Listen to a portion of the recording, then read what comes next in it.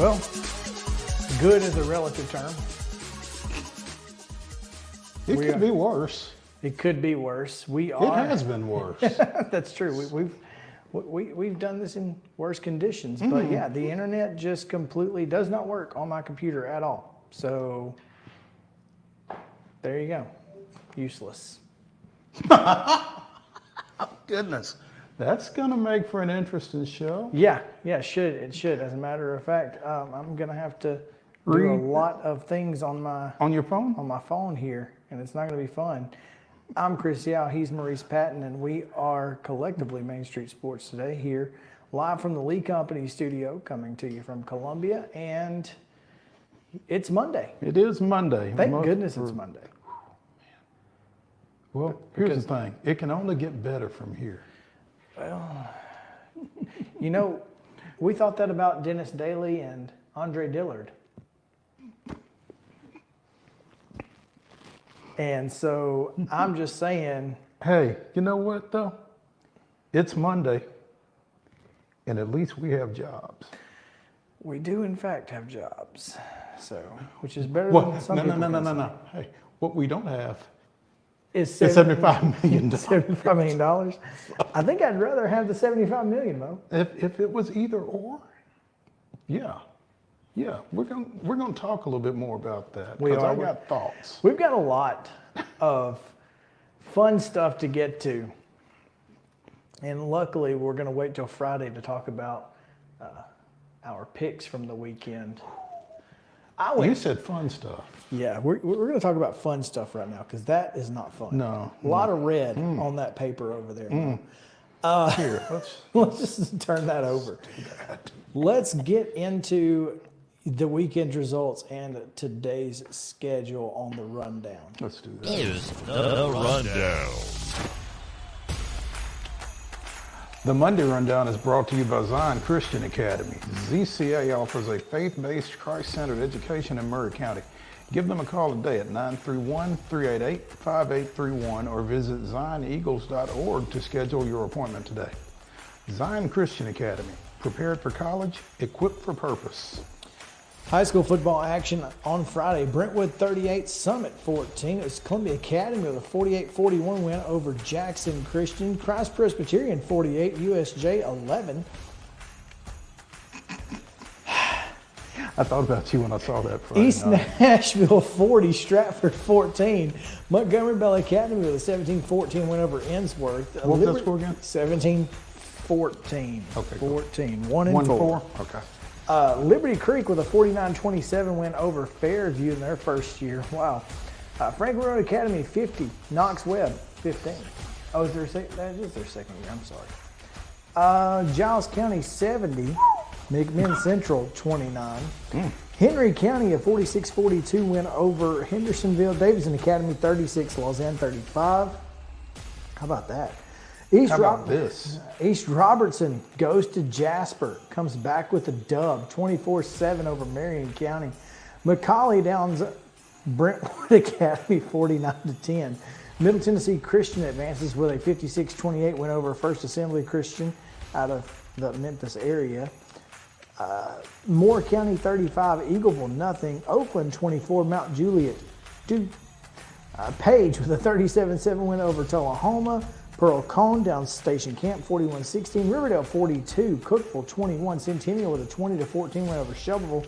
Ravenwood knocks off Smyrna 38-9. And Southwind was a 45-22 winner over Beach. And Nashville Christian defeated Trinity Christian 45-38.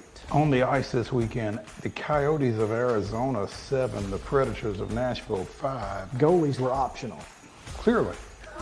From the get. From the beginning. Yeah. NFL action, Tennessee Titans go to Tampa Bay, come back winless as the Buccaneers win 20-6.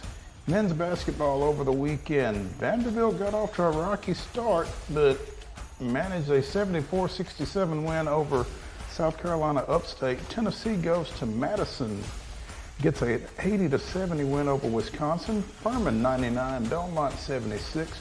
Lipscomb Downs Asbury 113-74. George Mason with a 67-45 win over Austin P. It was St. Francis 93, Cumberland 72. UT Southern with a 61-59 win over Campbellsville, and then the Firehawks dropped a 73-65 decision to the University of the Cumberlands. Trevecca with a 79-73 win over Southwest Baptist, a 92-87 loss to Drury, and Fisk defeats Wilberforce 85-83.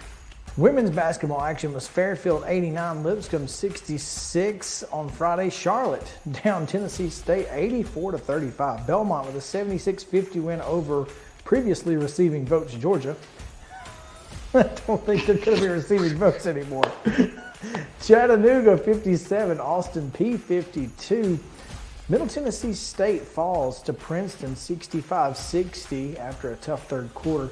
UNC Asheville downs Tennessee State 53-38. Vanderbilt with a close win over Fairfield 73-70. Freed Hardeman down UT Southern 71-45. Oakland City was a 68-49 winner over Cumberland. Cumberland fell to University of Providence in overtime 61-58. Just like the men, Trevecca defeated Southwest Baptist 70-55, and just like the men, took a 5-point loss to Drury 64-59. Fisk was a 91-44 winner over Wilberforce. In college football action over the weekend, do we have to talk about this? Nope. Okay. Missouri 36, Tennessee 7. Never really expected to see those numbers that way for that game. Anyway, South Carolina 47, Vanderbilt 6. Austin P wins the United Athletic Conference Coalition, UAC, I don't know. Defeated Utah Tech 30-17, the Govs did. Middle Tennessee State improves to 3-7 with a 40-6 win over Florida International. In the association, the Grizzlies defeated the Clippers 105-101. That's 2. That is 2. High school basketball regular season play officially begins this week, and Franklin travels to Rossview for a girls-boys doubleheader beginning at 6 o'clock tonight. Men's basketball, Western Carolina comes to the Glass House taking on MTSU. That's a 6:30 tip on ESPN+. Coming off a win at Notre Dame is Western Carolina. Oh. Yeah. Okay. So the craziness of college football is continuing on to the hardwood then, huh? It is apparently. Okay. Women's basketball tonight, 5:30 on ESPN+. Memphis is at Tennessee.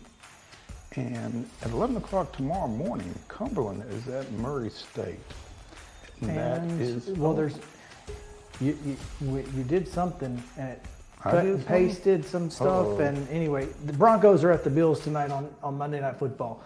It's up there between the NBA. I don't know what happened. Yeah, but Broncos at Bills, 7:15 on ABC/ESPN. Yeah. It's the Broncos.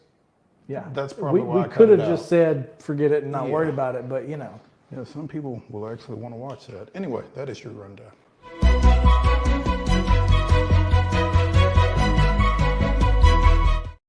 Better? Yes. Okay. Top stories brought to you by Piggly Wiggly Neelings Mills Shopping Center in Columbia. I'm going to have to get longer arms. Yeah, so you can turn it down. No, man, go over to Piggly Wiggly and Neely's Mill if you're looking for good meat and vegetable lunch or cobblers or any of the sort. You put it together yourself. Fresh hand-cut meats, great produce, all cost plus 10 at the register. Again, Piggly Wiggly, Neely's Mill in Columbia. You see it right there on your screen. We're going to talk about this here in just a minute with John Brice of Football Scoop, and we'll get into the specifics. But there are now how many schools without a permanent head coach? Mississippi State, Boise State, Texas A&M, San Diego State, Michigan State, and Northwestern. 6? So that's 6 schools without that we know of a permanent head coach. Goodness gracious. I don't know that there are 6 coaches worthy of taking those jobs.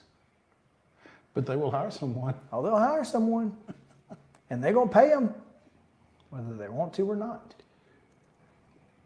Now, the question becomes, will they pay them 8 figures like some of the guys that no longer have jobs. Man, I can't imagine that will be the case. I mean, is Jimbo Fisher a cautionary tale now for athletic departments? Oh yeah, Jimbo's the only person that's ever going to get that deal. Ever. So he ruined it for everybody, huh? He did. He ruined. Well, I guess. I mean, yes. Everybody that doesn't have a gig. Yes, but more Mel- specifically, Jimmy Sexton. Jimmy Sexton. So. Yeah, between Jimbo and Mel Tucker, folks are going to be real wary of giving out those kind of paydays, I would think. I don't expect to see them taking place very often, very soon. Maybe down the road, but not right now. I don't think we're going to get to this, and maybe we will with John. But what names are out there for these type schools? Now, obviously, Boise State, San Diego State, a little different, but Yeah, Northwestern's a little different as well. it is. It is a little But different. Michigan State, Mississippi State, Texas A&M, those are all schools that feel like they can get established, possibly Power 5 head coaches. Yeah, those will be, Mississippi State didn't even allow their coach to get through the first season, and he has a ranked win. Didn't allow him to get through the first season as he replaces a coach who died. Wasn't fired, or Yeah, I mean I didn't see that one coming. well, here's the thing. Well, here's the thing. If the team that you lost to by 41 fires their coach, then you got to go too, right? You would think. I mean, that seems to be. It would be difficult. It would be difficult to say, man, if they think that little of us, then, and I'm not sure what Mississippi State's thought process was. I would love to know.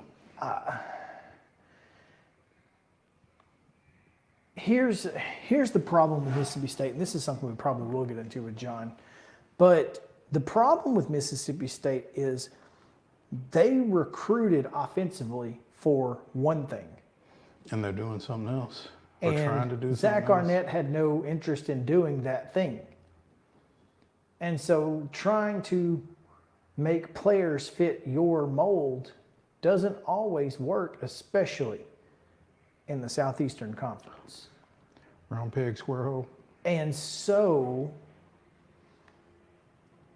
Zach Arnett was either going to have to be guaranteed 4 or 5 years, or this was going to happen. It was either going to be one way or the other. It was not going to be 2 or 3 years. Either they were going to be playing the long game or not.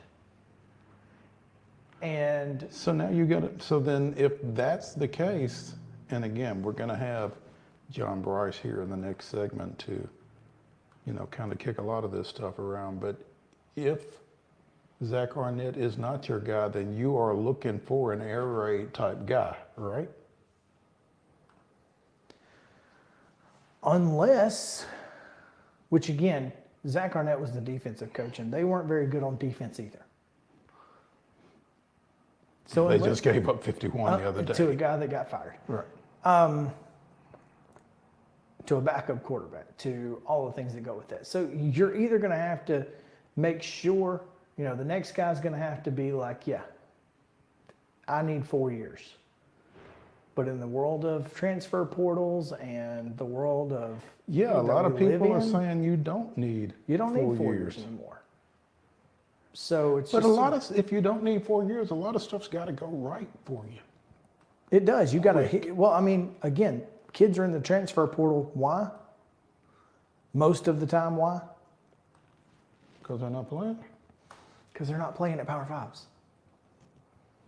So if they're not good enough to play somewhere else, what Why are makes they you good think they're enough going to to play be? for you? Yeah. Why do you think they're going to make a difference here?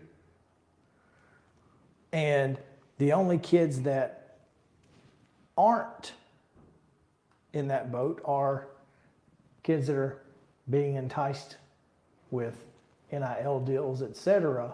Mm-hmm. And, you know, the big time players where the rich get richer. I don't know, man. It's going to be interesting to watch, and unfortunate, Excuse me. I think.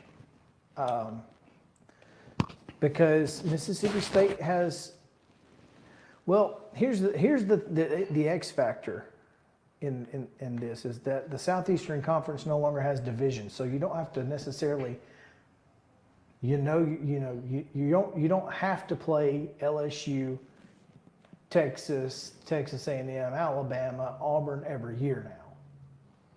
But you might catch Georgia more often. You might catch Tennessee more often. I mean, there's a lot of ways to look at it. So I don't know. Should be interesting. I have no idea what to expect from these two coaching hires. Anyway, let's take a break. Justin, you'll have to let us know when our guests are on because I can't see them. So hopefully John's on, and we'll get to him in just a minute. He is not. Okay. Well, hopefully he will be by the end of this break. We're going to take a break. Nice. When we come back, John Brice, Football Scoop, will continue this coaching carousel discussion right after this.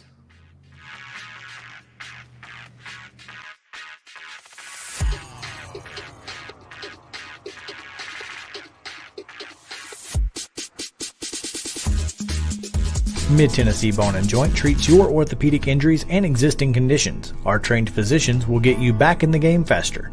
Contact us at 931-381-2663 or www.mtbj.net.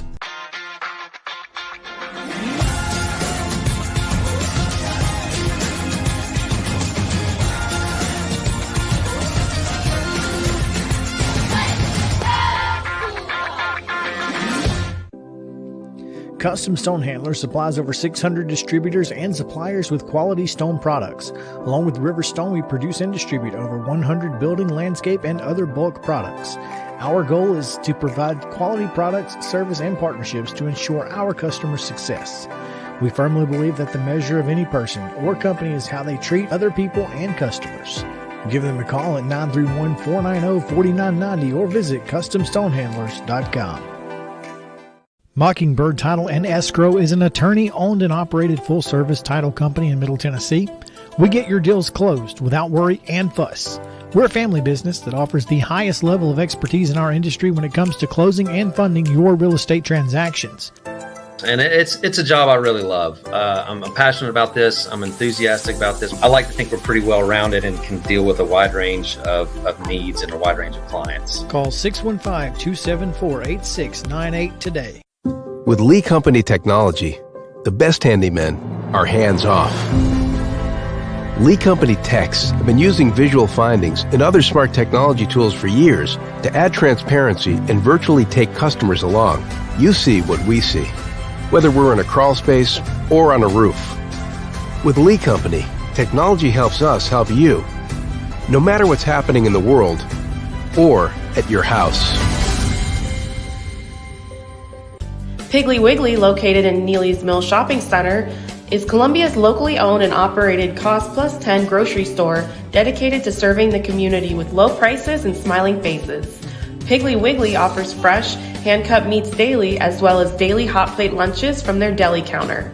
You're certain to see smiling faces and a helping hand when you're here at Piggly Wiggly. Come by and check out our fresh produce, high-quality meats, and more. Down home, down the street, we'll see you at the Pig. Mid-Tennessee Bone & Joint has been the official sports medicine provider for Maury County Schools for more than 40 years. We specialize in orthopedic service, and our Ortho Quick Walk-In Clinic lets you bypass the ER.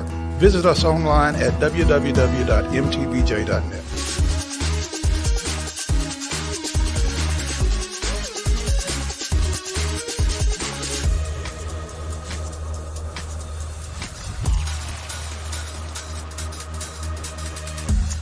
Welcome in to Main Street Sports Today, presented by Mid-Tennessee Bone & Joint. It is Chris Yowen, Maurice Patton here with you on this Monday, and what a Monday it has been to this point. Already. Just keep it going. And I think it's about to get better. it is going to get better because we have with us Football Scoop's John Brice joining us to talk a little bit more about these insane moves already taking place in the world of college football. The first domino falls, and that means the rest of them have to, because you can't get left behind, right? So Yeah. Here we are. John, what's up? Good to be with you, gentlemen. And yeah, it's crazy season. We knew it was coming. It seems to come a little bit earlier every year. I was telling someone earlier today, I still remember a couple of years ago when Vanderbilt made the decision to fire Derek Mason and shift into the Clark Lee era. I guess that was 3 years ago. That was Thanksgiving Sunday. I remember traveling. I'd been to visit my guide kids and started getting texts in an airport out west that Derek Mason was being fired. Immediately started working on that story, and now here we are with significant movement already, still 2 weeks before Thanksgiving Sunday. Yeah, John. Obviously, the talk about, excuse me, Jimbo Fisher had been in the air for, it started last year, and the holdup seemed to be the buyout, and suddenly the buyout has become less problematic, I guess, out in College Station. But did you expect that, or when did you start to feel like that was going to take place? It had been certainly a trending topic of conversation throughout this season, but the indications were the buyout would be somewhat prohibitive, and also that the Texas A&M would sort of see the tenor of the season and see how the Aggies closed out the campaign. I think that the ongoing situation at Michigan has perhaps accelerated some timetables because people aren't convinced that Jim Harbaugh will be back there in 2024. I think the fact that there's all the other stuff going on that they didn't want to risk after the big win on Saturday against Mississippi State. They didn't want to risk an 8-4 season and perpetuating mediocrity when they're paying for anything but mediocrity. So I think there were a handful of factors.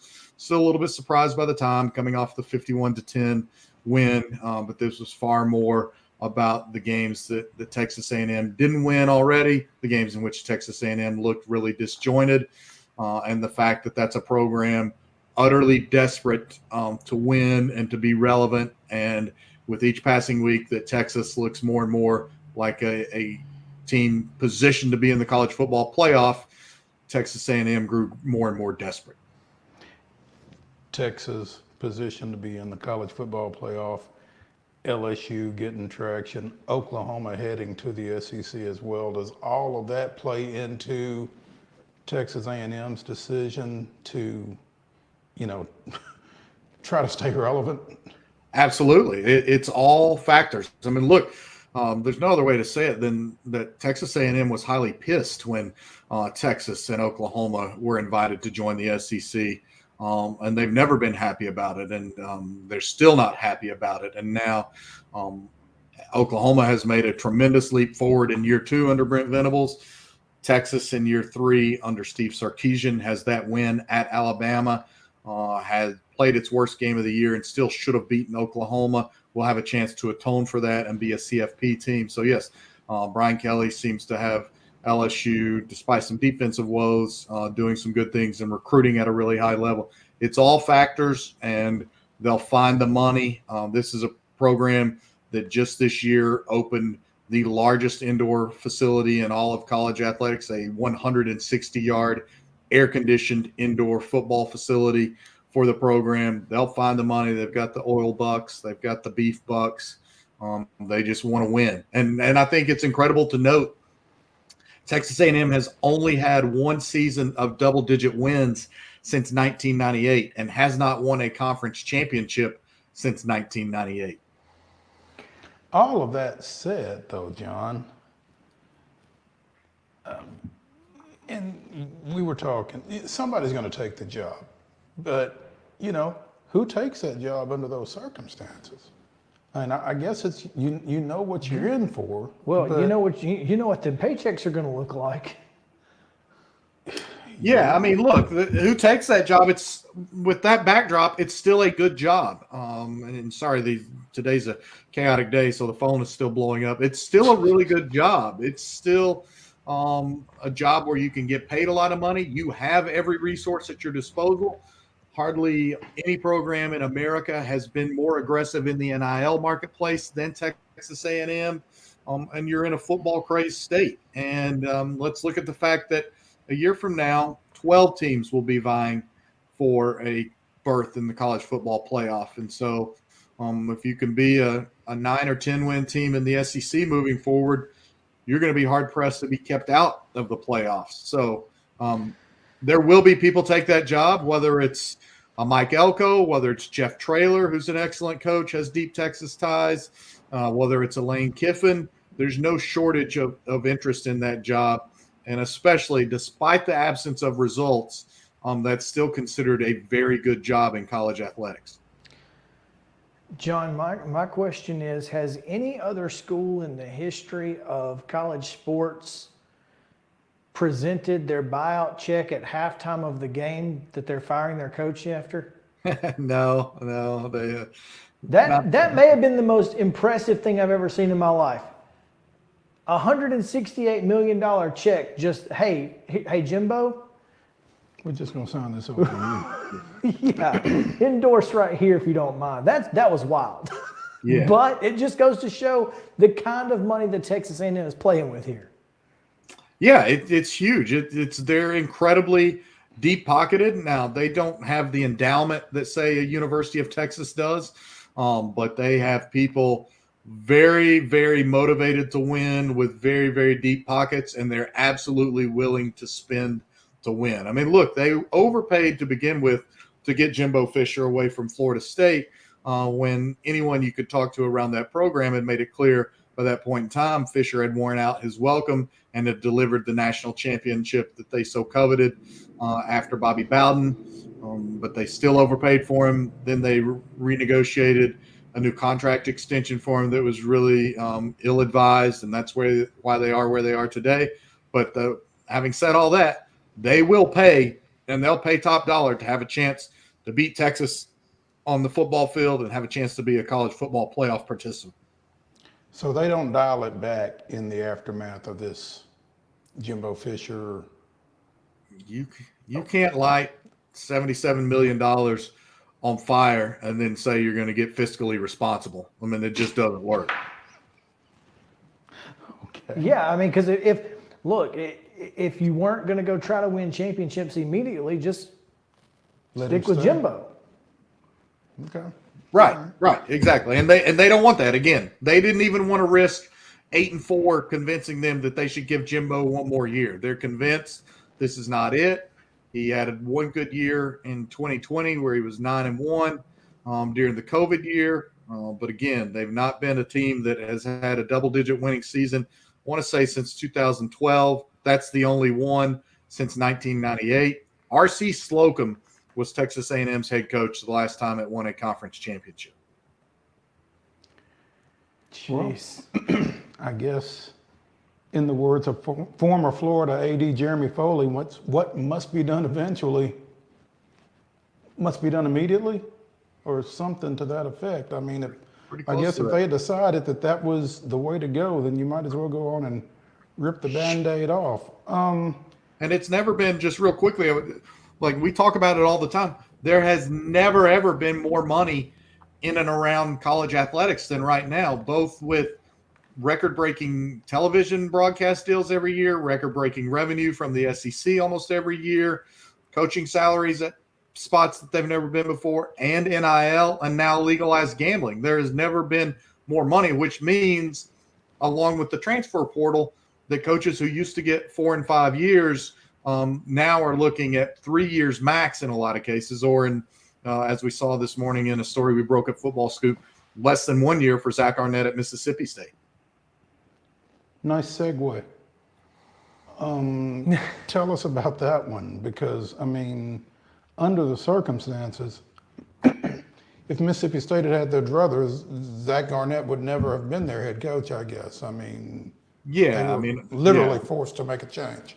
Yeah, it was obviously the tragic passing of Mike Leach, and then they were also going through transition atop their athletics department at that time. Yeah. They didn't And even have AD when he got hired. yeah, yeah, exactly. And then on top of that, Arnett rallied the team and won the bowl game, I think, against Illinois, and sort of stirred some emotions in that way. But it was an odd fit. And then Arnett tried to make some real wholesale changes, particularly on the offensive side of the ball and the offensive philosophy. That proved very detrimental this year. And Mississippi State could fire him for about $4.75 million. And they have offset language in there so that if he gets another job, they'll owe him even less money. So when you look at, they're literally paying almost a 20th or whatever of what Texas A&M is on the hook to pay Jimbo Fisher. It made sense if Mississippi State believed it had to make a change, it needed to do so now. You know, Chris, we were talking about the personnel, particularly on the offensive side of the ball, that was at Zach Arnett's disposal. And he was trying to do some things that maybe they weren't expecting to try to do collegiately. So, John, do they go offense in that position this time around, and do they go air raid-ish with that I mean, I successor think to you Arnett? could. Yeah, I think you could look at a guy like Dan Mullen. It's been indicated to me and us at Football Scoop that he would have great interest in returning to Mississippi State. Maybe a guy like Jamie Chadwell, who's done really great work in his first year at Liberty after doing really good things at Charleston Southern and Coastal Carolina. But I do think Mississippi State has to go offense. They're in a difficult place to win, to have any sort of sustained success. And when you're like that, you better play some exciting football in order to help engender support, to make it exciting, to give your team a better chance to score some of these upsets. Yes, I think very much that Mississippi State needs to look at offense. Dan Mullen. Yep, that just keeps popping up. Dan Mullen's return to Starkville. Hey, look, He was good, though. most success they've ever had. He took them to number one. A lot of people forget. He had them number one in the college football playoff rankings. First ones ever, actually. So, look, I mean, obviously Dak Prescott, himself isn't going to walk through the door, but clearly Dan Mullen has had success recruiting to Starkville, and it's not easy to do. That being said, it wasn't in the NIL era, and I don't know how that changes things. But I also don't know. I mean, how much does Texas A&M being open obviously Michigan State probably not going to factor into a Southeastern Conference coaching hire too much. But I mean, this is not going to be the end. I mean, who's next? Yeah, I mean, look, every indication is that Dana Holgerson will be done at Houston in the near future. It's just not worked out there the way they expected. Again, Jim Harbaugh is going to go to court on Friday and try to get permission, trying to get a legal order that will allow him to coach while the Big Ten has him suspended. But we don't have anyone at Football Scoop telling us that they expect Jim Harbaugh to be Michigan's coach in 2024.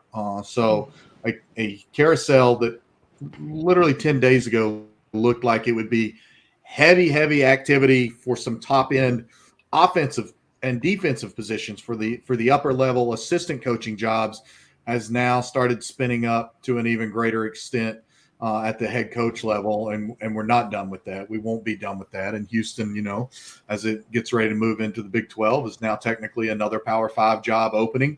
Or that will be open sooner rather than later. We saw Brady Hoke is stepping down or parting ways with San Diego at the San Diego State in the very near future. Boise State fired Andy Avalos, which Brian Harsin probably will be a factor to potentially return there. Not the only factor, but he's someone to look at. It still remains to be seen what's going to happen, I think, at Syracuse. So there's still a number of moves that could happen, and I really think we're going to see an extreme amount of activity among assistant coaches. I think Dino would be a really good coach somewhere with college football, mentality. I think he's done a great job at Syracuse in regards to what he has to work with there. Yeah, it's a tough spot to recruit. It's a tough spot in the NIL space. It's a basketball first school. There's been some obvious weird things happening at Syracuse in recent years with the way the whole Boeheim exit was handled. It's not been the easiest place to play. He was a really good offensive mind. They've had some offensive success. They had that win against Clemson a few years ago. They just have not been able to sustain anything, and they get out to fast starts, and then their season just completely goes off the rails.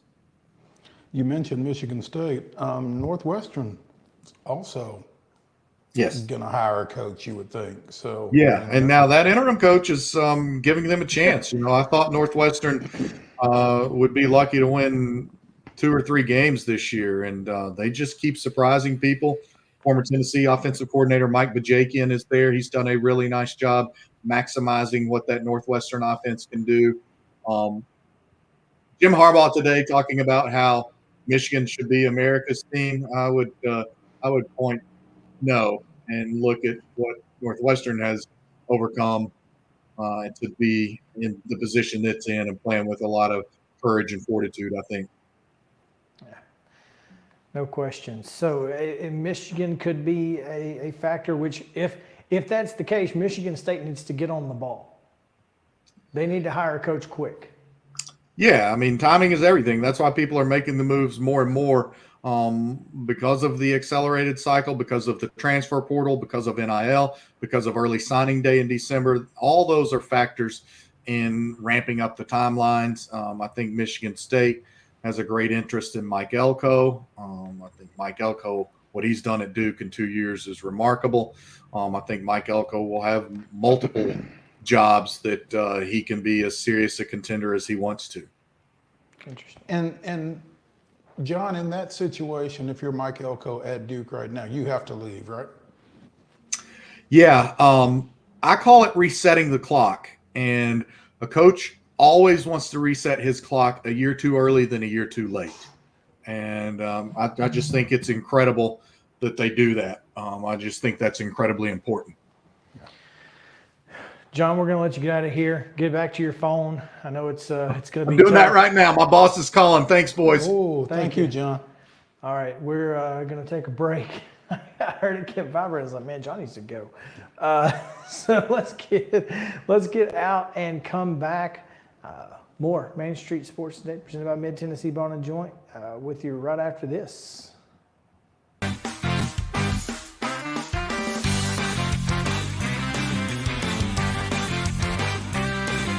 Mid Tennessee Bone and Joint treats your orthopedic injuries and existing conditions. Our trained physicians will get you back in the game faster.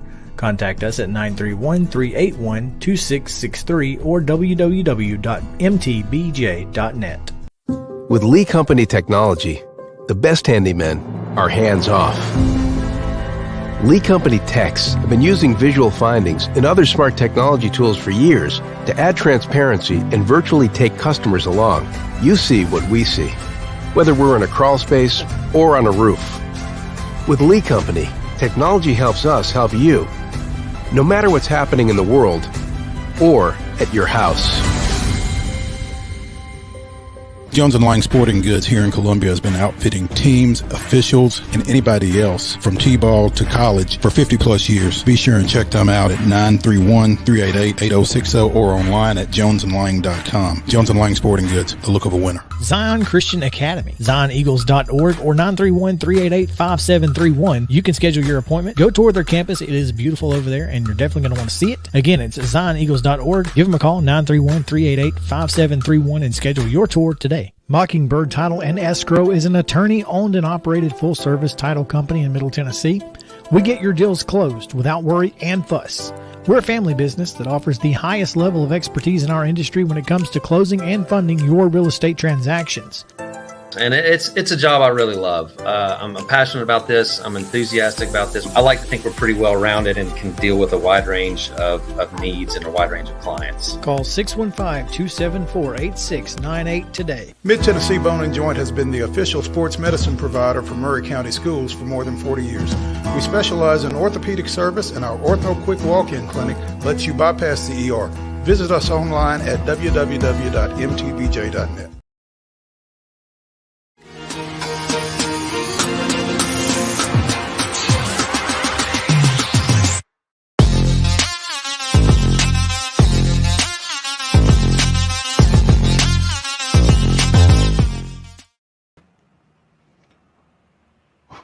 Welcome back into Main Street Sports today as Chris adjusts my volume in my ears. Much appreciated. I'm Maurice Patton, that's Chris Yao. And It's Monday. it is the Mondayest Monday we've had in a while. Usually Monday happens on like Wednesday. No, it's Not today. It's definitely Monday. It's following the script. Without question, yeah. So, Time for some Monstars. Monstars, our top performers from the weekend. We will not have any from JK today. Sorry, Yeah. folks. I know you were looking forward to which Titan he was going to pick. And Well, it would have been after- interesting exactly. in a 20-6 loss to see who he would have picked. Precisely. That's Yeah. why I was very excited to hear. But Yeah, it's a little, maybe he can text us one or something. But anyway, that said, I'll defer to you. all right, we can start with me. That's Start fine. with you. I'm actually going to start in college, even though I have. There are a couple of high school kids, and I want to wait until you pick a high school kid before I pick one because I have two options, and I don't know if one of them is going to be yours. So I'm going to start in college, and we're going to go with, and y'all don't shoot the messenger. You can't be mad at me for this. Cody Schrader. 35 carries, 205 yards, 116 receiving yards, and a touchdown. 205 rushing and 116 receiving. What do you? That's 321 Yes. rushing and receiving. And so, Yeah. you could be mad at me if you want. But you weren't the one not tackling him, right? So, Yeah. gotta give it to him. Gotta give him his props. That's fair. That's fair. I'm gonna take a high school guy off your plate. Okay. Stop me if you've heard this before. Columbia Academy's Monte Baldwin had 243 rushing yards on 41 carries, scored 4 times in the Bulldogs' 48-41 win over Jackson Christian, pushing them within one victory of a berth in the Division IIA state championship game. So, was he on your list? He was not, Oh, okay. because I assumed he was on yours. Okay. There. So, Okay, so then the floor is still yours. the floor is mine. Listen, if you thought that, what did I say, 321? 321. If you thought for Cody 321 and Schrader. a touchdown was good, how about 378 and 5 touchdowns for Kamari Turner of Giles County in their 70-29 win over McMinn Central? Had 181 receiving yards, 106 rushing yards, and the rest in the return game. And, oh yeah, he added a pick just for good measure. Slept well. I bet he did, because Slept late Saturday morning. I certainly would have. But Kamari Turner of Giles County, man, for a kid who went from being basically a quarterback to, being able to actually play a natural position. Oh, don't be fooled. I'm sure they still stick him back there in some wildcat Oh, every now and then. Sure, but Because allowing David him, O'Connor's never going to miss an opportunity to create a little chaos with his best player. and allowing him the opportunity to catch the ball, to run the ball. I mean, they do so many different things with him, and I am just amazed every time you watch the kid play. It's phenomenal. I mean, I'm looking for big things out of him, and hopefully soon we'll have some idea where he will be continuing his career, because if it'll be somewhere. He's a little small, but I think he can play. He plays so much bigger. And so Kamari Turner is my Monstar number 2. And the thing about him is speed don't slow. Does not. Can't coach it. My Monstar number 2. I've got a couple of options here, but I think I'm just going to go with the obvious one. Don't overthink it. He was the halfway Heisman according to the Associated Press, and so would that make him the 3/4 Heisman now? Could be. Yeah. Jalen Daniels out of LSU. 372 passing yards, 3 touchdowns, 234 rushing yards, and a pair of touchdowns as LSU dismantled Florida. That's Saturday 500 night. plus, right? There's a 3 and a 2, so there's 500 plus. It's at least 606. 606. Oh my gosh! How do you have 600 yards by yourself? Well, I mean, not by yourself, but by yourself. By yourself. My gosh! 6. Jaden Daniels is a cheat code. An absolute cheat code. Hey, don't say that in this climate. Well, there you go. Oh, what a fantastic game from him, no doubt. I'm gonna go with Bo Nix. At one point, he was 2 for 2 for like 160 yards and 2 touchdowns. We call those high school numbers. That doesn't even make sense.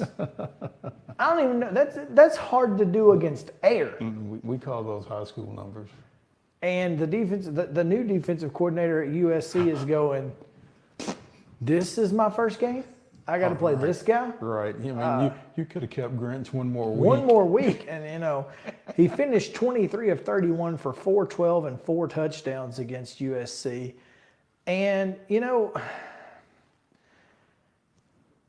the problem here, and there are a lot of people who have Bo Nix in the top 3 for Heisman, but for me for my prediction to come true, some things are going to happen, like Jaden Daniels disappearing. I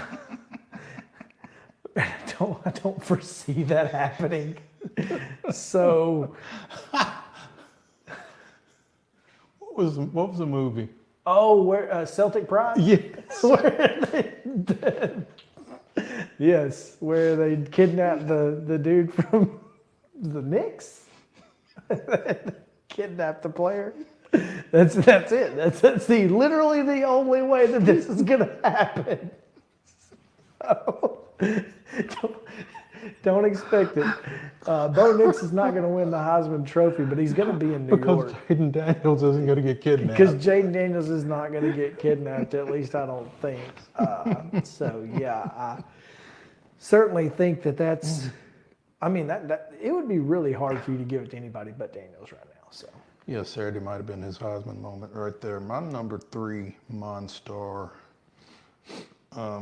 just illustrates the dire straits that the Tennessee Titans are in. C.J. Stroud, 356 yards and a touchdown, and engineered the game-winning drive as Houston kicked a field goal to walk off Cincinnati 30-27. Man, and that game played like a Power 5 game. I don't care what anybody says. It did. It felt like one. And you know, when you're talking about coaches who, you know, deserve a shot at a bigger place, you know, you might be thinking about, you know, the coach at the other school that moved up, UCF, real up and comer. Their coach is. Yeah, okay. He deserves a shot. No? Okay. Yeah. Honorable mention, since we got a little bit of time, John Ross Plumlee, 11 for 18 for 299. That's efficient. Wow. 3 touchdowns on those 11 completions. 11 for 18 for 299 and 3 touchdowns. Wow. It's right there with your 2 for 2 for 160, you know? And he added 74 on the ground. Oh, wow. Just for good measure. Yeah. Well, So- I mean, he was a guy, when he was at Ole Miss, he was a dual threat kind of guy like that. So He's perfect for the Gus Malzahn offense. He is the perfect guy. And that's, I mean, that and coupled with the defense that they put on Oklahoma State They is trashed why they Oklahoma absolutely was 38-3 or something. something like that. I mean, it was an absolute beatdown. Yeah, So, they couldn't have to a better guy. you know. And He- one he- other. Here's my honorable mention. Go ahead. Because you're not. Jalen Milroe, 234 yards, 3 touchdowns, also rushed for 3 touchdowns as Alabama torched Kentucky at the Big Sack, Kroger Field. Yeah, again, and I've said this, Jalen Milroe in the second half of the Tennessee game, when whoever walked to his locker and said, Jalen, you have to run the read option as if you are a runner. Whoever said that changed the direction of that game. Assistant coach of the year, huh? Whoever said that changed the direction of that game, their season, and maybe his career. Because Jalen Milroe was not a good enough quarterback at that point. When he became an effective runner, Alabama became a very dangerous football team. And the fact is this, when we're talking about college football playoff, I know that Washington can only do, they can only go undefeated. That's all they can do. But there's not a world in this universe where Alabama doesn't beat Washington today on a neutral field by 3 touchdowns. Alabama may be the second best team in this country, and they're not going to get a chance to play for a national title unless some things happen. A lot's going to have to happen. 2 teams are going to have to lose. Well, one of them is going to lose, right? And they have to beat the other. So, if Alabama beats Georgia, does Georgia not go? No, they can't. They can't go. A one-loss Georgia. A one-loss Georgia can't go to the college football playoff. Not this year. Because you're going to have one-loss Oregon or one-loss or undefeated Washington involved. You're going to have Florida State involved. You're going to have Texas, who has to go, especially if Alabama wins the SEC championship. They beat the SEC champion. In Tuscaloosa. On the road. Now, again, not the same football team, and if they played today in Austin, I think Alabama would beat them. But you got to take the result on the field in the year that we're playing. So it is what it is. So yeah, I mean, things have got to happen. It's just going to be interesting, man. Yeah, no doubt. Let's take a break. Terry McCormick's on the other side of this break with your daily Titans report. So stick around. Be right back after this.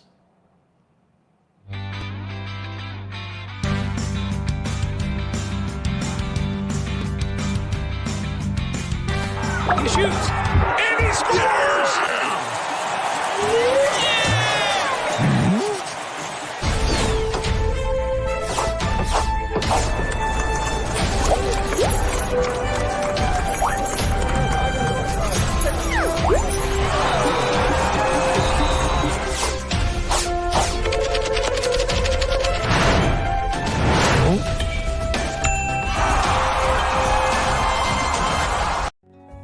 Since 1975, Mid-Tennessee Bone and Joint Clinic has treated the orthopedic needs of Middle Tennessee residents. The trained physicians provide surgical options and minimally invasive options to treat all orthopedic needs. The walk-in clinic, OrthoQuick, helps you bypass the ER while treating sports injuries and acute needs Monday through Saturday.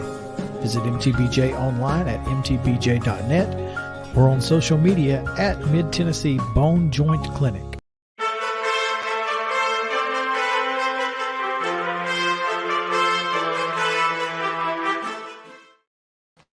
Welcome back in. It's time now for your Daily Titans Report with Terry McCormick, powered by Zen Sports. Terry, what's up?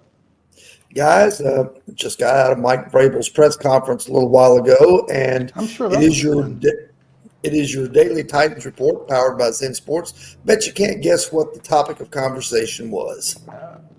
Tell me. Well, it would be a good bet to make on Zen Sports.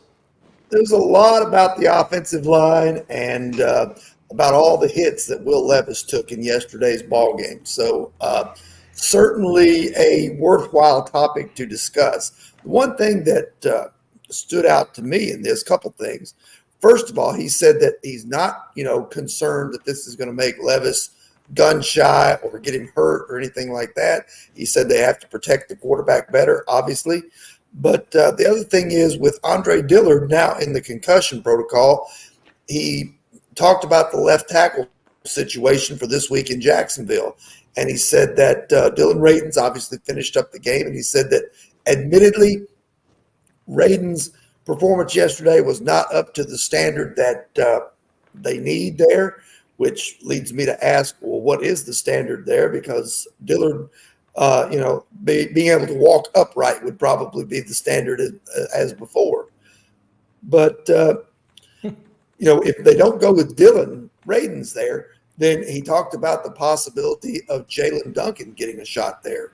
And that brings me to the question of this.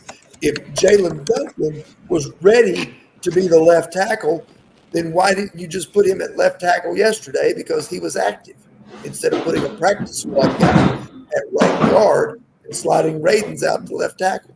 So your guess is as good as mine, guys, as to where this left tackle situation is going. I'm telling you, it's not like baseball where you can call up a guy from AAA and put him at second base and let him play. It's, football's entirely different. This will not be fixed until the offseason. Right. So they're going to do everything but play Skoronski at left tackle, basically. It sure sounds that way. It sure sounds like it. I mean, to me, that's the logical area to go to and try to, see what this kid can do. You spent a first-round pick on him for a reason.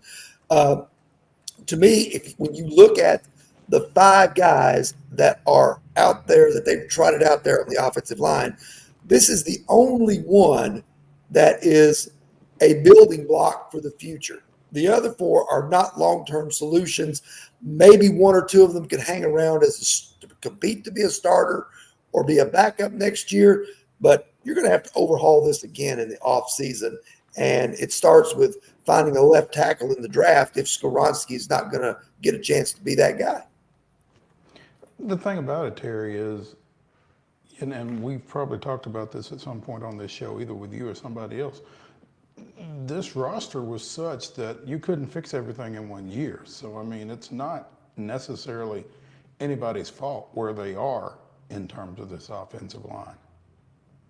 Yeah, it was always going to take more than one offseason to try and fix it. But I'll say this, something I put out on Twitter a while ago, and people are talking about how, that they should go ahead and move on from Vrabel. That's not going to happen. Look, this situation, it's sort of like whenever there's a presidential administration change, and I think I may have brought this analogy up before with you guys. Whenever there's an administration change, a new guy comes in, new party, whatever, for about a year, they get a grace period. They can say, well, we inherited this problem from so-and-so, and it's going to take this amount of time to fix it. But after that grace period of about a year or so, then it becomes your problem. You've got to fix the mess, whether you created the mess or not. So I think it's now been almost a year since John Robinson was fired. So this offseason, to my way of thinking, the clock starts ticking on Mike Vrabel and Rand Carthon finishing this thing and fixing it the way it needs to be fixed, even if they didn't have much of a hand in making it this way. I thought it was rather interesting, my timeline on Sunday and this morning, about how terrible the offensive line was and how, it wasn't Will Levis's fault because, he hasn't gotten a lot of help from his wide receivers. And, how often have I been saying that in regards to Ryan Tannehill and getting dragged on Twitter for it? But anyway, here, let's look at some positives. Okay, there aren't a lot of them, so this won't take long. But so this will be a short segment, you're saying? Very short here. But I'm interested to hear this. Will Levis making Kyle Phillips relevant is pretty impressive and maybe his most impressive feat yet. Wow. I mean, yeah, the 2 of them do seem to have a connection. I mean, it's DeAndre Hopkins 1, Kyle Phillips 2 so far in terms of who he looks for to throw the football to. And the other thing here, and not to Not, What? Okay, so here's my question to that though, Terry. Do they have some type of a simpatico from probably having gotten some work in together when They were both hurt. or when neither rehabbing. of them was running with the ones? Yeah. Yeah, I think there's some of that because Phillips was one of those guys that as he was coming back from the knee injury, he worked a lot with Levis on the days that they were bringing Levis and Malik Willis in to get extra reps on Mondays and Tuesdays to try and get them both up to speed. So Phillips has that time working with Levis. So they kind of, he kind of has a feel for what Levis wants to do, where he wants to go with the football, and how and how it's going to be delivered. And likewise, on the other end of that, Levis kind of knows, what type of route runner Phillips is and how to get him the football. So, yeah, there was some benefit to both of them being there together. Not unlike how Tannehill and A.J. Brown developed A.J.'s rookie year. Remember, Tannehill was the backup. A.J. Brown had a hamstring problem, wasn't the starter in training camp. So, but the two of them had developed a great rapport from the fact that they were both working with the second unit at the start, and then it absolutely translated once they both moved into the starting lineup. Yeah, and then they got in trouble for working out over at NBA together. So during COVID.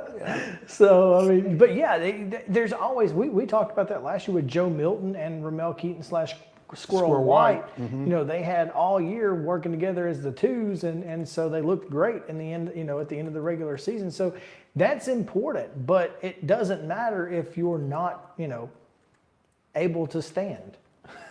And unfortunately, that does seem to be the Titans' biggest issue. So yeah, I'm curious to see what the left tackle position looks like. I'm curious to see what the right guard position looks like this weekend. And Terry, it's just the Titans find themselves in a precarious position, and a top 5, 6, 7 pick isn't out of the realm of possibility at this point. No, I think they'd be picking. I saw one place said they'd be picking number 7 right now, and one place that said they'd be picking number 8. One of them had them in front of the Rams, and one had the Rams in front of them. So, you're looking at a pretty high pick, and I think you probably have to use that on a left tackle.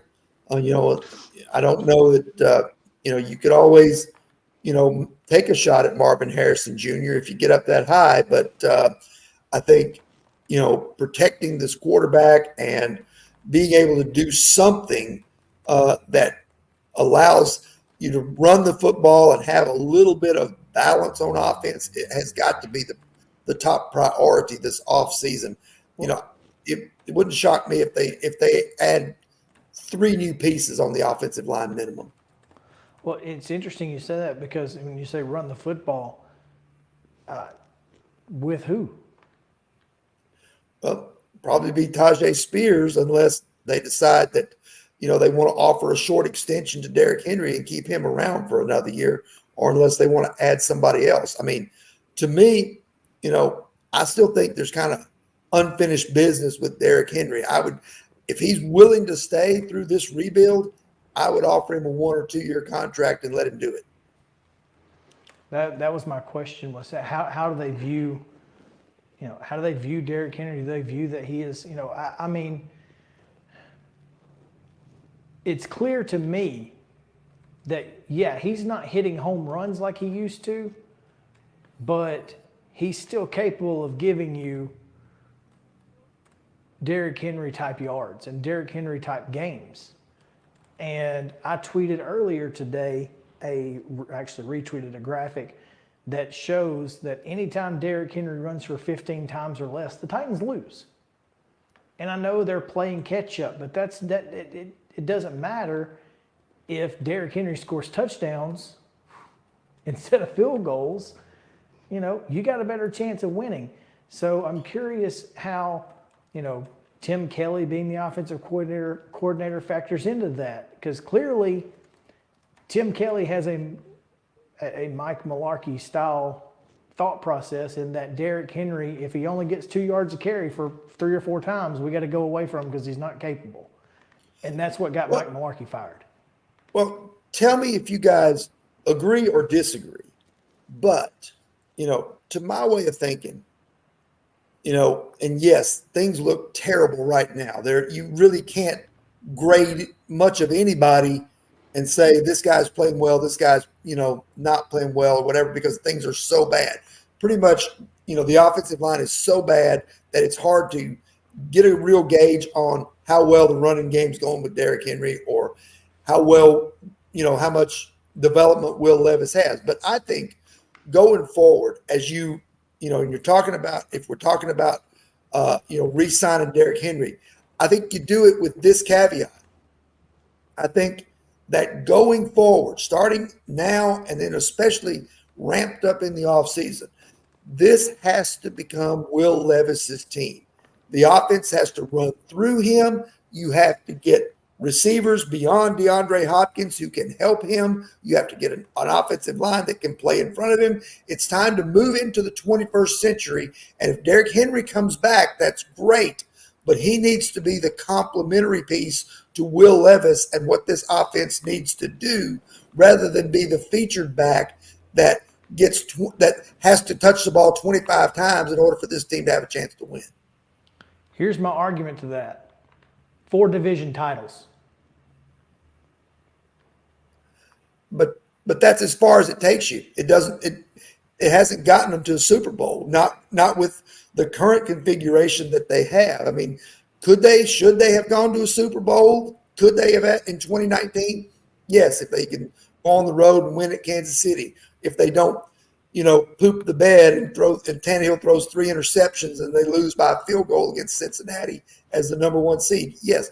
But to my way of thinking on this, if you build around Henry now, moving forward, yes, you need him, but you can't build around a 30-year-old running back and sustain that success for long term. I think you have to build around a guy you think can be a franchise quarterback. Let him go see if he can be like Patrick Mahomes or Joe Burrow or Josh Allen or Justin Herbert. Build it around him. If it doesn't work, everybody's probably getting fired anyway. If it doesn't work, you've got to give this kid the chance. I think that's a fine argument, but here's my argument to that.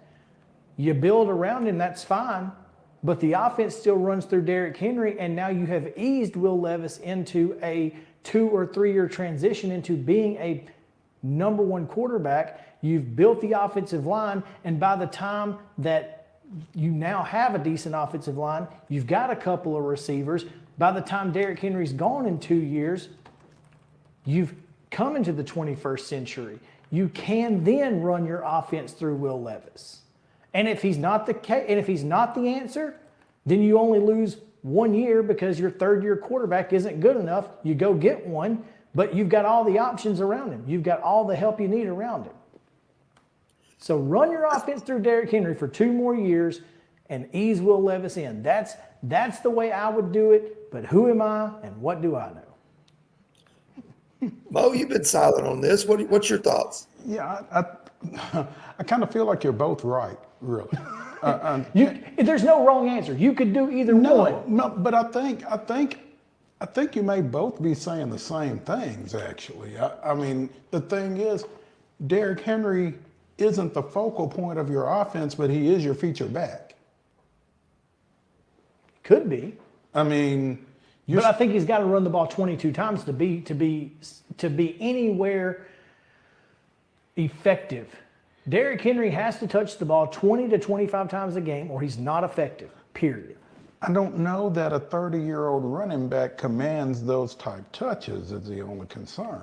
Okay, well then you got to get rid of him and go the route of, throw it at 40 times a game. That's not looking great right now, but I mean maybe in 2 years it does. I think there's got to be a happy medium between giving it to Derrick Henry 25 times a game and throwing it 40 times a game. That's what I'm trying to tell you is there's not. It's either one or the other.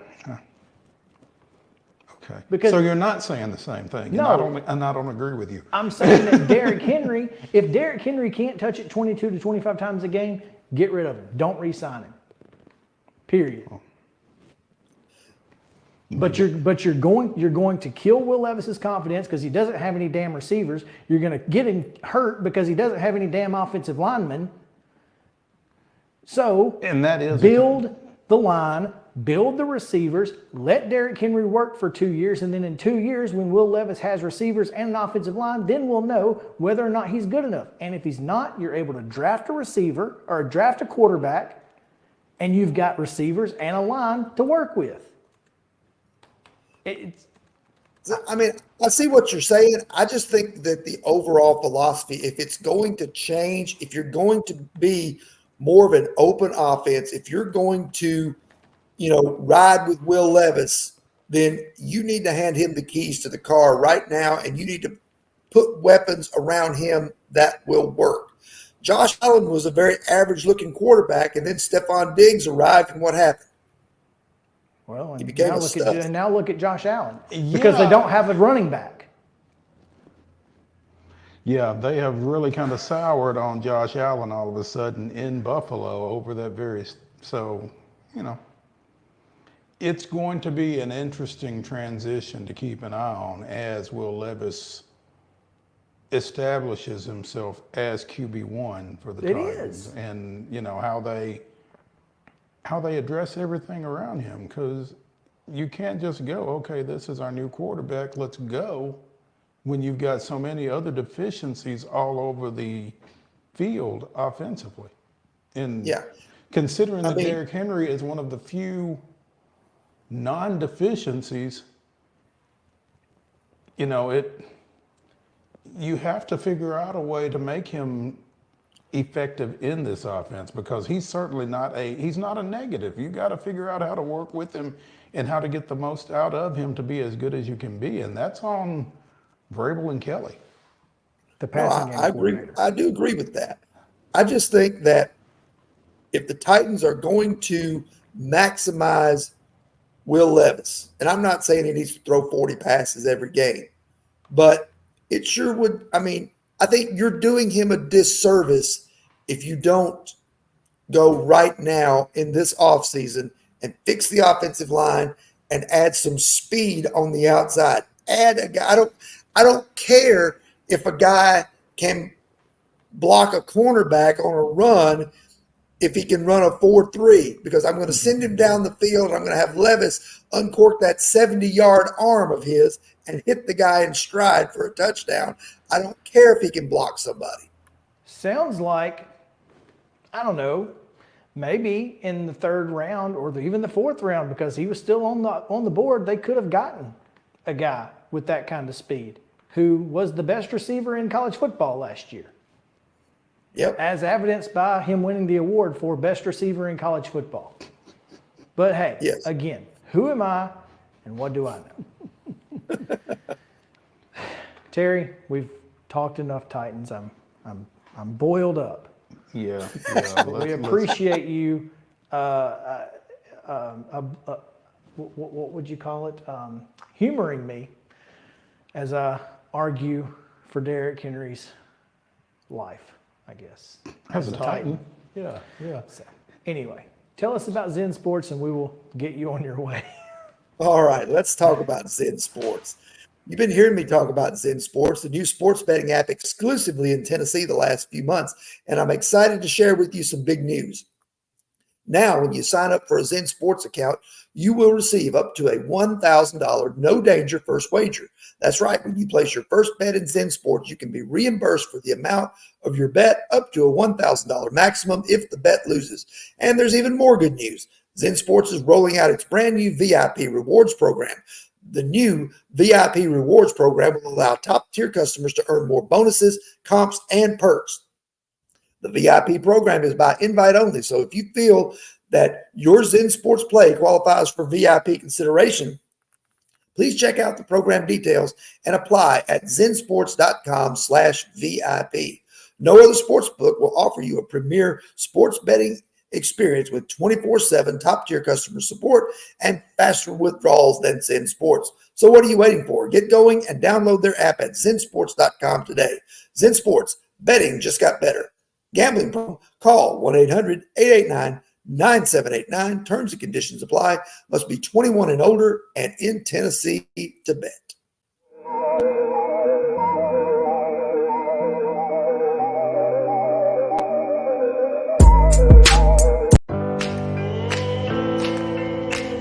smiles.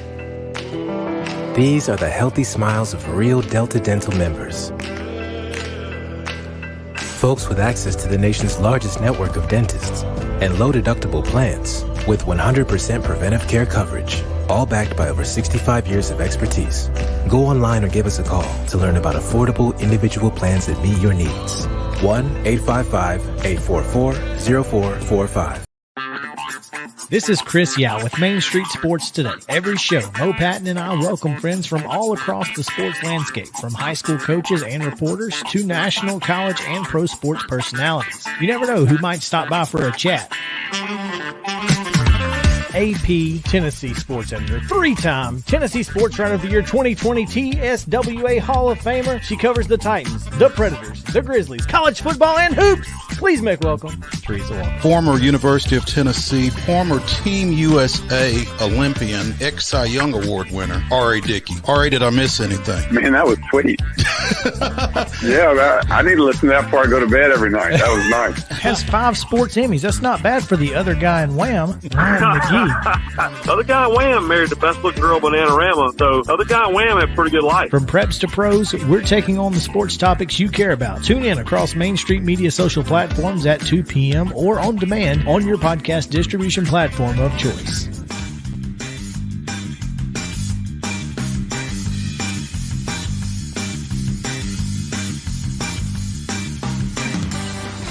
Hey, welcome back to you and to Mo. It's good to be here. Yeah. It's Main Street Sports Today, presented by Mid-Tennessee Bone and Joint. Chris Yao, Maurice Patton. Let's talk a little bit about the National Football League. I have a question for you. Would you rather have, as your starting quarterback, Zach Wilson or Mac Jones? Zach Wilson. And that's, you saying it that quickly is a pretty damning thought for Mac Jones, but they're bad. I watched a lot of that game last night, the Jets and the Raiders. And the Raiders won, but 16-12, I think. But I think Zach Wilson had a bad interception late, but he gave them a chance to win. Late interceptions, when you're trying to come back, are almost always defensible. Mm-hmm. Yeah, I mean, it goes, trying to make a play. And they know that you're throwing the ball. There's no, I mean, it's the National Football League knows you're throwing it. It's going to be tough to throw it. Yeah. I mean, that just is what it is. They drive Mercedes too. Well, and I don't know if I think I mentioned this last week, that scoring is down in the NFL to like the average score is like 21.7 points a game now. With all the rules changes to benefit the offense, the defenses have adjusted. Mm-hmm. And all this talk about moving into the 21st century, I'm not sure if I want to at this point, because clearly 20th century might not have been all that bad.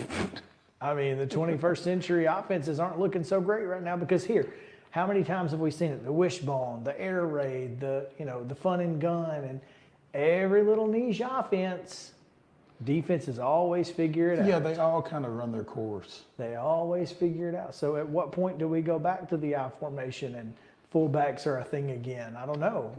I mean, normalized fullbacks. I want to get to put that on a shirt. Yeah, I think I like normalized fullbacks better than I like run the damn ball. Yeah. It's normalized fullbacks is great. Yeah. But yeah. Maybe that's our new hashtag. I'm going with it. To replace Rand has a plan, because I'm not necessarily sure he does at this point. Who knows? Yeah. But anyway, that is interesting that you went so quickly to say Mac Jones is bad. Yeah, he certainly was. Yesterday, Bailey Zappi came in 3 for 8, 36 yards and a pick. But again, they knew he had to throw it. But here's the thing about all that. Mac Jones is bad, Bailey Zappi's not much better, and Bill Belichick is grasping at straws. And here's the thing though, and again, they don't have a run game. No run game to speak of. Yeah. And they ain't got really good receivers either. I mean, they don't have any receivers worth of crap. Well, and that kind of goes back to what you said a second ago and in the last segment. When they know you have to throw the ball, they don't have to worry about the run game. They don't have to worry, they don't have to play action. What's that? Yeah. So. I mean, having a successful run game changes the dynamic of your team drastically. It's why it changes the dynamic of the opposing defense as well. It's why the Eagles are so good because, one, Jalen Hurts is a second running back. It's very simple. This is why teams that are successful. I mean, obviously the Chiefs are a little bit different, but they're not a lot. But they're not scoring a lot of points right now either. They're winning with defense right now, and they're scoring enough. But Pacheco gives them a threat in the run game. Pacheco is solid, but look at the Ravens. They've got 3 running backs. Who is Keaton Mitchell? Because the only Keaton Mitchell I was familiar with is a former soccer player at Battleground Academy, and she's a she. Oh, I don't know who this person is. I don't either. But I mean, you just if you look at the Ravens right now, and they just look like a completely They are overmatching teams every single week, just straight talent. Mm-hmm.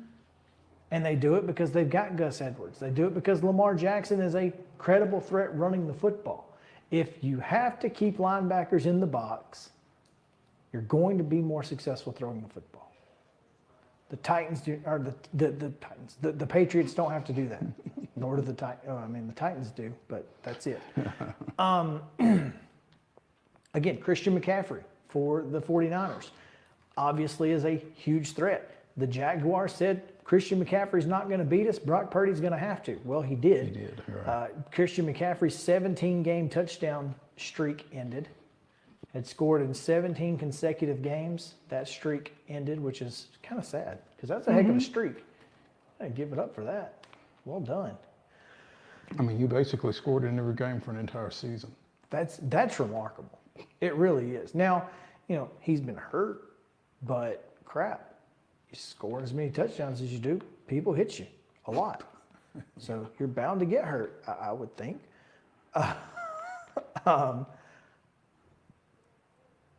The Cardinals beating the Falcons. Heineke goes down late with a hamstring injury. Kyler Murray, leads the Cardinals to a win in his return. And man, that fan base is in fire everybody mode.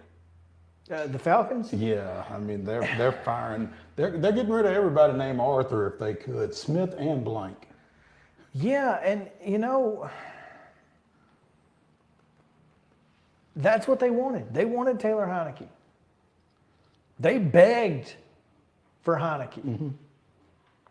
So maybe this was Arthur Smith's South Florida. You want him? You got him. And, Bijan carried it 22 times for 95 yards. I think the Falcons, have the ability to be a team that can give you a lot, on offense. Yeah, I mean, you talk about Bijan Robinson, you still got Kyle Pitts, and they've got some pieces. London?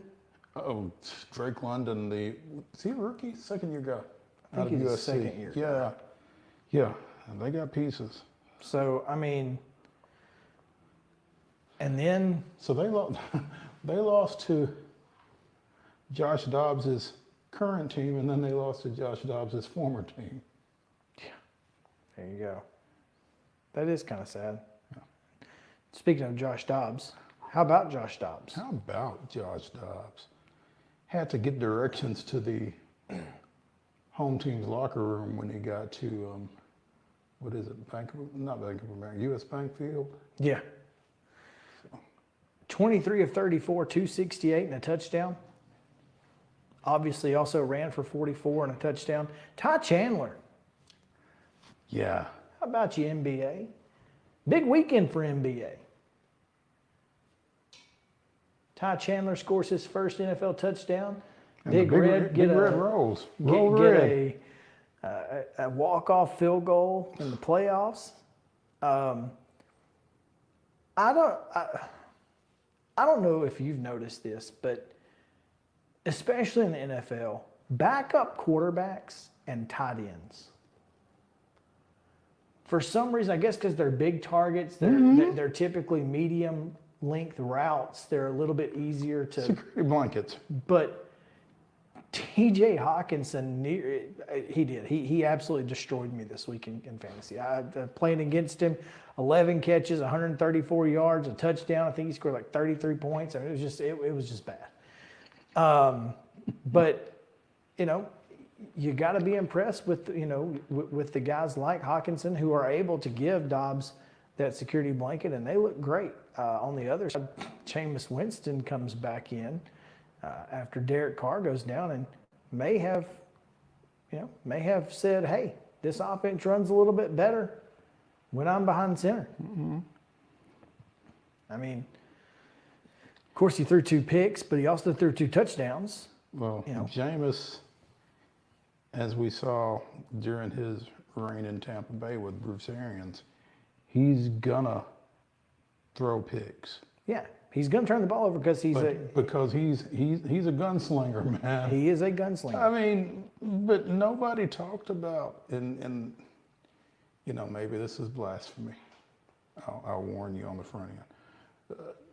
People didn't talk about Brett Favre's interceptions. No. Because you knew what you were getting. He's going to throw it into tight windows. He's going to sometimes those windows close. He's going to complete more of those than he doesn't. But he is going to turn the ball over. Maybe Jameis trusts his arm a little bit too much, but if he doesn't, he's not the quarterback that you need him to be overall, probably. So you probably got to, if you're going to roll with Jameis, then you're going to roll with the interceptions. Well, again, my problem with the Saints is that they have Alvin Kamara and they don't use him. I mean, this is like watching. That probably won't be a problem much longer. Well, I mean, this is a Butch Jones type issue here. You have him. Use him. I don't understand why you would not want to utilize a running back who has the abilities of an Alvin Kamara. Makes no sense. It just doesn't. So I don't know. But anyway, before we get out of here on the NFL subject, last but not least, the Texans, they might win this division. And even if they don't, they might get a wild card. Wouldn't that be something? And DeMeco Ryans has to be your coach of the year. Oh gosh, yes. Especially if they win the South. Even though as bad as the South is, they won it. They win it in his first year with a rookie quarterback. I mean, you got to be impressed by this, man. Are we ready to say that Houston got it right? I think we felt that way from the get. Well, we did. Yeah. Collectively across the country, I don't know. I think Houston got the right coach, but I also think they got the right quarterback. But I'm not sure that there would be a difference between C.J. Stroud and Will Levis right now if Will Levis were in Houston. Because would there be a difference in C.J. Stroud and Bryce Young? If C.J. were in Carolina, absolutely. And Bryce Young is the third quarterback in that situation. He may be fourth behind Anthony Richardson. So you think Levis was the number 2 quarterback, is what you're saying? Based off what we've seen, I don't know. Anthony Richardson could be, but I think Will Levis is, based off what we've seen, the second best quarterback. If Will Levis were in Houston, I think he would have similar numbers to C.J. Stroud because their offensive line is among the best in the league.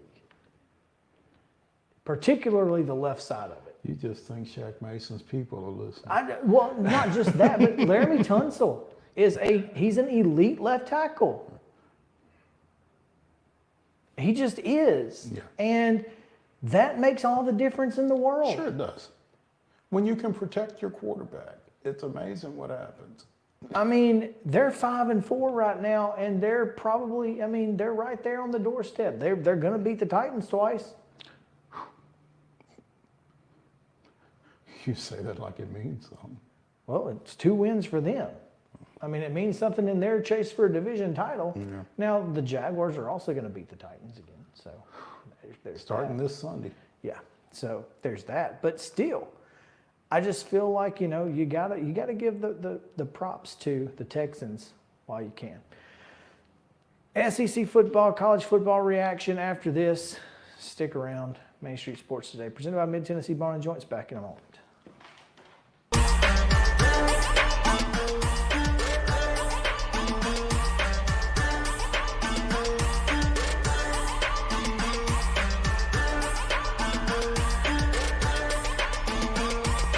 Mid-Tennessee Bone & Joint treats your orthopedic injuries and existing conditions. Our trained physicians will get you back in the game faster.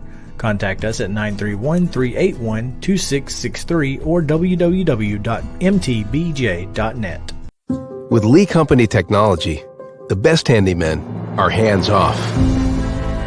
Lee Company techs have been using visual findings and other smart technology tools for years to add transparency and virtually take customers along.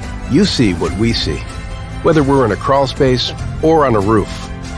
With Lee Company, technology helps us help you, no matter what's happening in the world or at your house.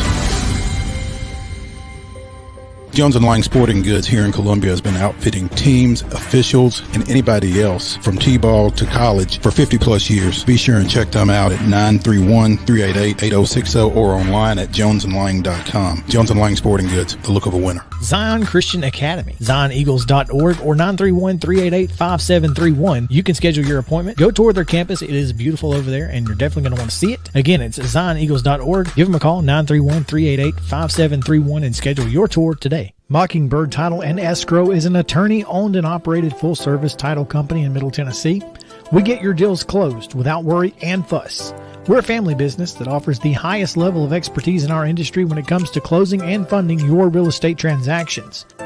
And it's a job I really love. I'm passionate about this. I'm enthusiastic about this. I like to think we're pretty well rounded and can deal with a wide range of needs and a wide range of clients. Call 615-274-8698 today. Mid-Tennessee Bone & Joint has been the official sports medicine provider for Murray County Schools for more than 40 years. We specialize in orthopedic service, and our Ortho Quick Walk-In Clinic lets you bypass the ER. Visit us online at www.mtbj.net.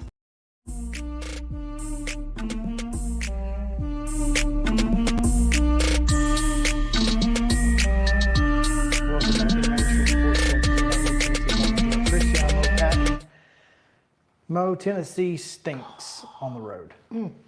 They are terrible. It's really hard. And you said something about taking Tennessee, Florida in a vacuum a couple of weeks ago. But, you can't take Tennessee, Florida and Tennessee, Missouri in a vacuum. Well, Missouri's the number 14 team in the country, and they've only lost 2 games.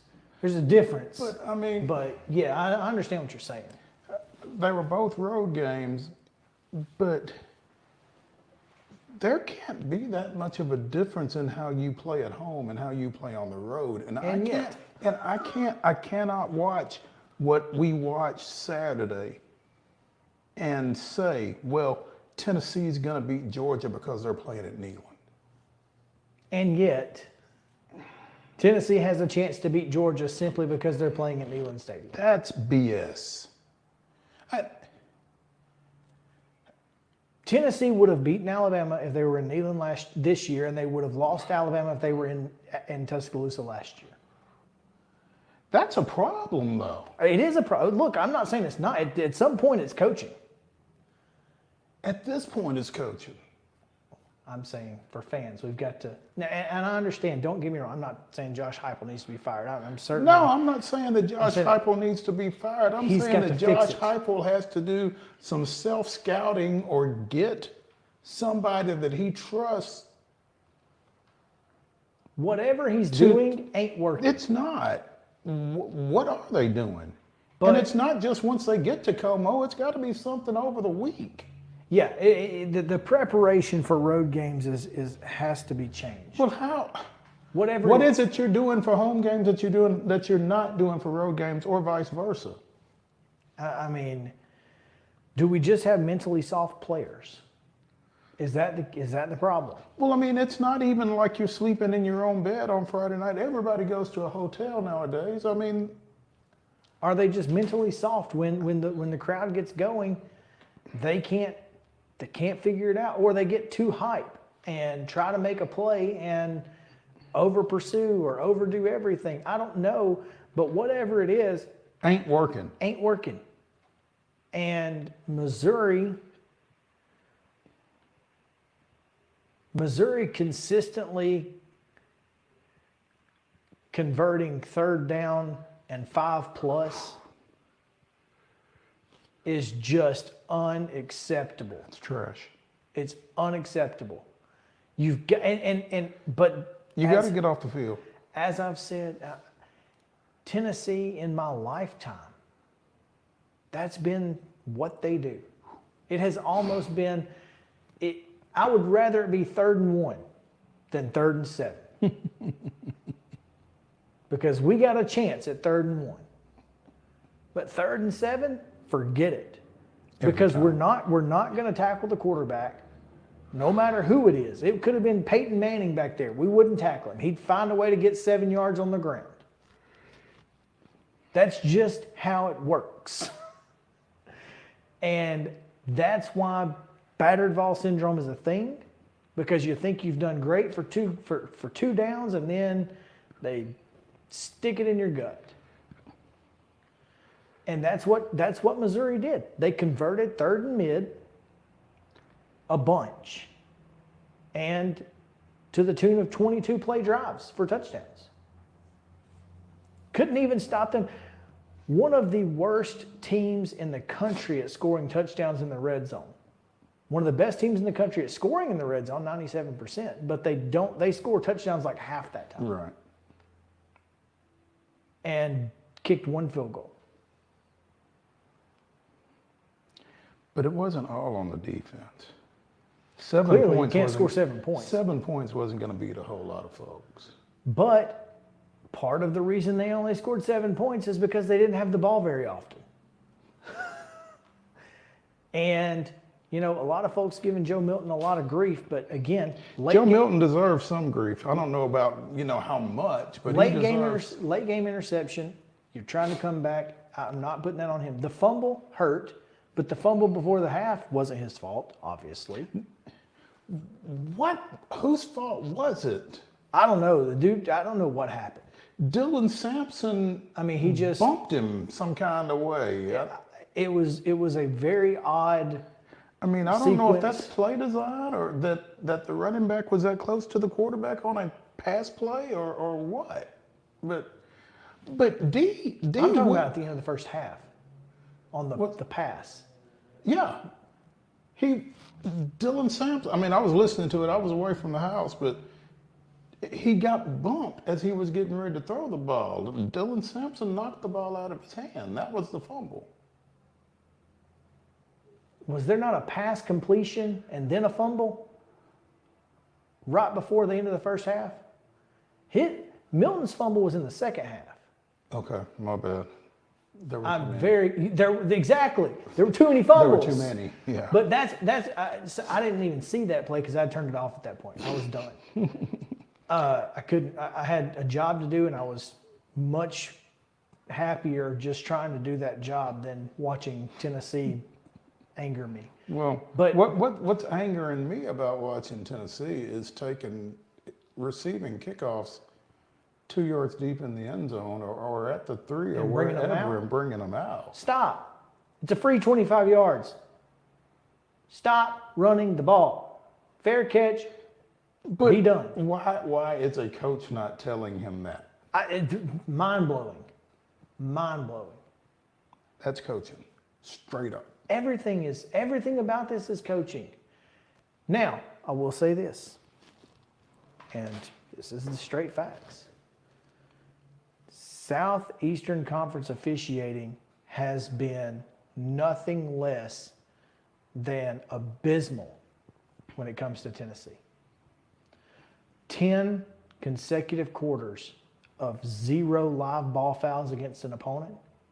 There's no chance in the world that that's accurate. They're going to miss calls against Tennessee too. I understand that. I'm just saying that you can't miss all of them. That's all I'm saying.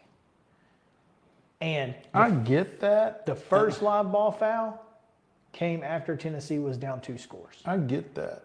I get all that. Trust me, for the officiating I do, I'm not a huge fan of officials, but that didn't get you beat 36-7.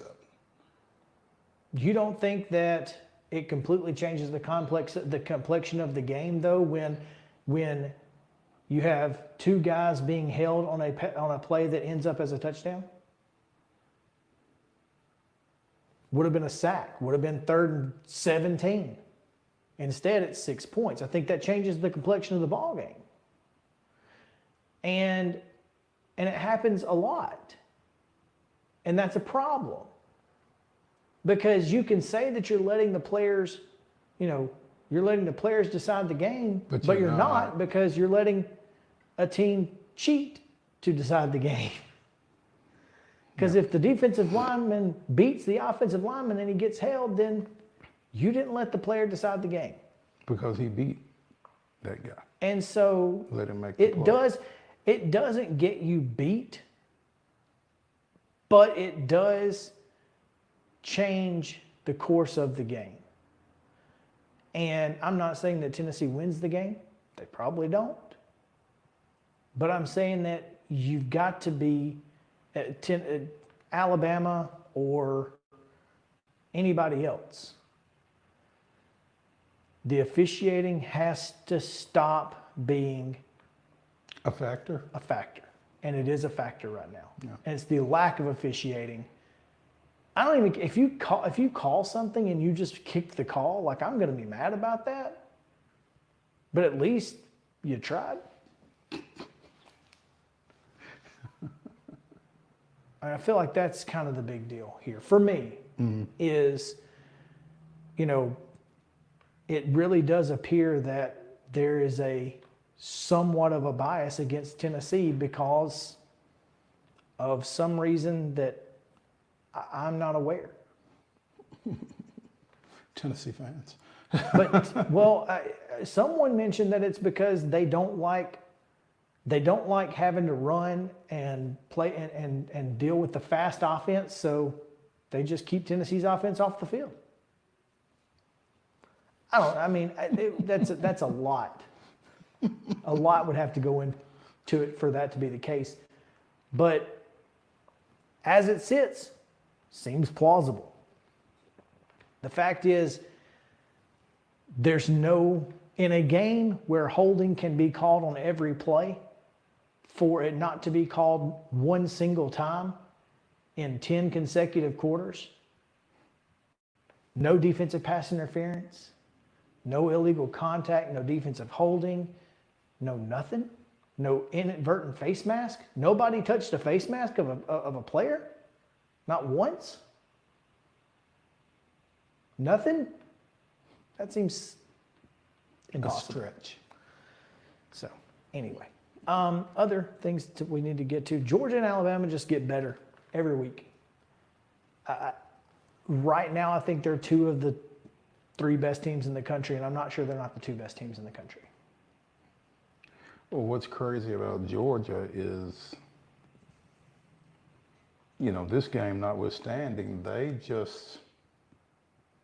it's nothing flashy about it. They're not getting any style points. They're just going out and winning games. Georgia fans are freaking out because they're not blowing people out, but they're winning with defense, which is what Kirby Smart does. He smothers. That's what he wants to do. Exactly. He wants to win the game by making you look bad on offense. I mean, how do you lose an A.D. Mitchell and not miss it? I don't know, but Texas sure glad they had him, because they needed him on that last drive where he made a circus catch to end the ballgame. Circus catch. I mean, like you said, offensively, they're meh. They're meh. But they're doing enough. But they get short fields because their defense does a great job. And they convert. And they convert the short fields. They make you pay.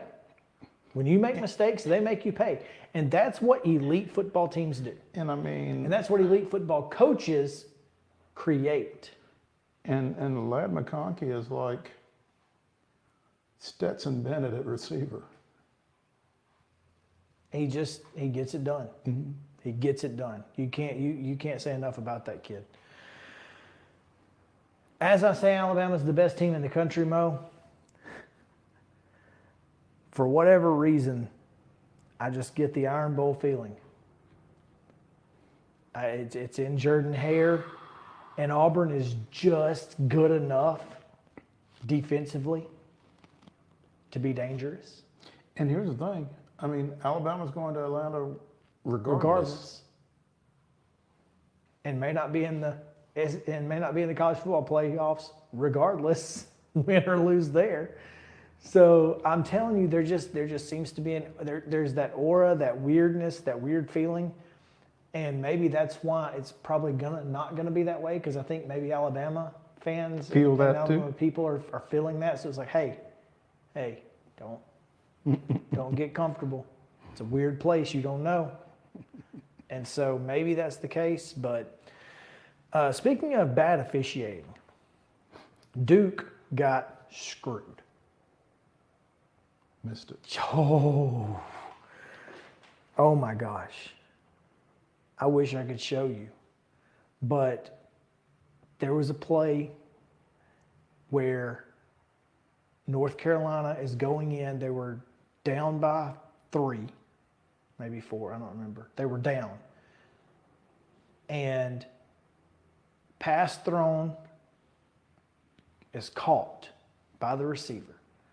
On his way down, the defender grabs the ball. Receiver lands on top of the defender. Defender comes up with the football.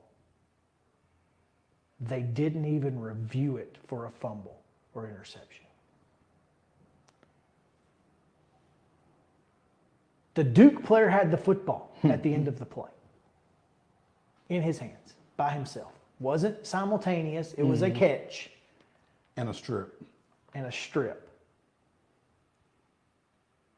And they didn't even stop the game to review it. It not only should have been a fumble Duke football ball game,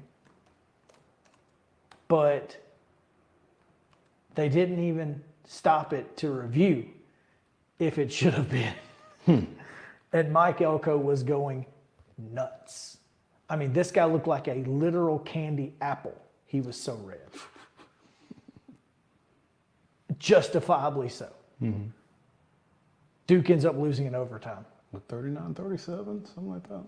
So, Duke got screwed out of that. Well, you know, Bobby Johnson would empathize with Mike Elko because, you know, those are the type calls and the type games and the type, calls that Vanderbilt got with regularity during the Bobby Johnson era. And he would tell coaches, he would tell officials going into the game, hey, we're good enough to win this game. So don't keep us from it. Right. Don't keep us from winning. If we go out here and lose it, that's fine. But don't take it from us. And that's what they did. Mm-hmm. They took the game from Duke. And again, ACC officiating is probably on par with Conference USA officials. It's really bad. But that was on the league. And you can't tell me that they were thinking, if North Carolina loses this game, we're in trouble. Mm-hmm. Well, and again, it might be one of those situations where Elko gets a email or a letter tomorrow or so. Hey, we kicked it. Our Sorry. bad. And we'll move on. Yeah, you'll move on. We'll move on. You may not, but we will. Yeah. The league is on by itself. We're on to week 12. Yeah. Big 12. Texas Tech stuns Kansas UCF thrashes Oklahoma State. Texas, again, A.D. Mitchell had to have a circus catch to save the Texas from having to punt back To TCU. to TCU late in the game. I don't think there's any way possible that Texas and Oklahoma State don't play for the Big 12 title at this point, because Oklahoma State, I think, has a tiebreaker over just about everybody that's anywhere near them. Except UCF. You said anywhere near them. Okay. Yeah, anywhere near them. But this Big 12 thing, you better watch out, because if Texas loses to anybody in the Big 12, it's a bad enough loss that they're done. And they may be done anyway because there's going to be so many one-loss teams. Mm-hmm. But it just seems weird to me that Texas Tech, of all teams, to beat Kansas. And then UCF, of all teams, to just thrash Oklahoma. What was going on? But that's the way this college football season has gone. It has been this. It's been all year long. Yeah, and we said that, we kind of identified that a couple of weeks into the season. Everybody's mid. Everybody's mid. Everybody. I mean, I feel like Washington could get beat at any time. I think they could get beat this weekend against Oregon State. Where is it? Corvallis. Yeah. You see what I mean? Yeah, I see exactly what you mean. And then what? You know, I mean, it becomes a very well, and the committee is begging for that. Well, to some degree, they're begging for somebody to lose. Until everybody loses, and they're screwed. Yeah, and then you got about 8 teams with 1 loss each. And then you've got to be the one who says the eye test tells me this. And stand behind it. And then it's Georgia, Alabama, Texas, and Ohio State / Michigan. And everybody else is just like, what? Yeah. These 4 again? Again. So anyway. Lather, rinse, repeat. Oh, man. God, what a college football season it's been. We've had fun. And it ain't over yet. It is not even close to over. The show, however, is over, and we'll come back tomorrow at 2 o'clock with more on Main Street Sports Today. Come back with us.